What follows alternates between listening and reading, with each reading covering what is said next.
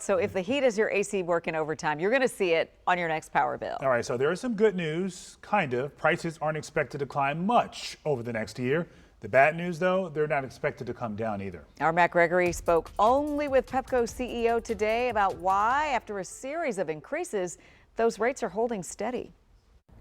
Today, the Pepco CEO spoke at a regional energy conference in National Harbor, and he said over 3 years, this summer energy auction has seen prices go up by 1,000%, and he pointed out that's a large part of what you're seeing in your monthly bill. While you're dealing with the summer energy prices, my power bill was pretty expensive, but what I decided to do was go ahead and go solar. It hadn't been as high as it was up in the wintertime, yes, but it's still high. I think it's absurd. midsummer is when power companies determine prices for next year. And they basically, it's like an auction and they set the price. That's Pepco CEO Tyler Anthony, and he broke it down for us. Essentially, PJM, the 13-state grid operator, auctions off energy from the power plants to the power companies like Pepco and BG&E. And since 2023, prices per megawatt, that's how they measure it, have shot up. 3 years ago in that auction, we were about $29.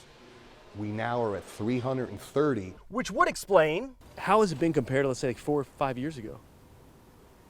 Higher. So how did this summer's auction go? Anthony says close to last year's numbers. It would have been 500, but folks like Governor Moore have put a collar with PJM on how much, what's the maximum they can charge. He says with the collar or cap, your bills will likely stay around the same, but when will they go back down to those 2023 levels? It's just a supply and demand issue. So Anthony broke down the problem. For demand, data centers, extreme temperatures, and overall electric use have accelerated. And at the same time, for supply, states like Maryland have taken power plants off the grid and not replaced them quickly. I think solar plays a big part.